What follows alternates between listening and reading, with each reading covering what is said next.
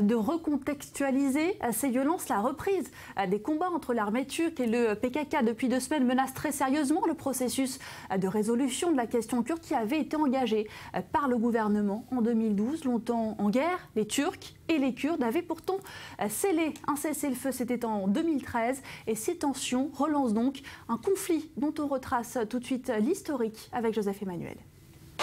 5 attaques anti-turques en l'espace de 24 heures. Les autorités soupçonnent un groupe d'extrême gauche et le PKK d'être à l'origine de cette nouvelle flambée de violence qui frappe jusqu'au cœur d'Istanbul. La guerre entre Turcs et Kurdes est aujourd'hui totale.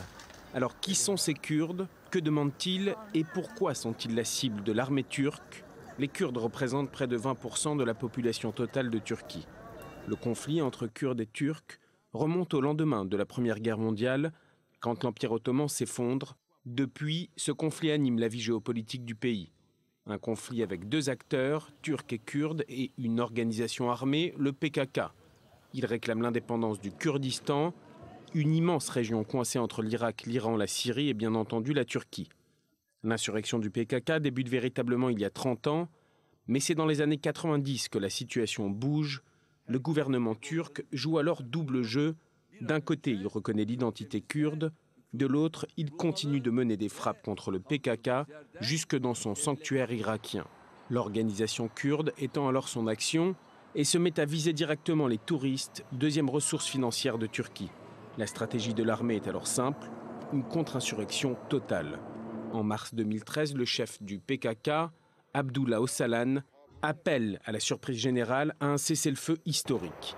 Mais la signature n'empêchera pas les F-16 turcs de reprendre les bombardements et l'attentat de Suruç en juillet dernier, probablement commis par l'État islamique, n'a fait qu'envenimer le conflit entre Turcs et Kurdes. Ils accusent désormais directement Erdogan et son Premier ministre de complaisance envers les djihadistes de l'État islamique. Cet attentat a fait plus de 30 victimes, essentiellement des jeunes Kurdes. En représailles, le PKK assassine le lendemain 2 policiers turcs qu'ils accusent de ne pas protéger les Kurdes, une montée aux extrêmes dont personne ne voit la fin.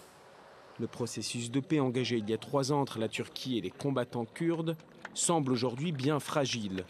Un processus de paix engagé pour mettre fin à un conflit a fait plus de 40 000 victimes depuis 1984.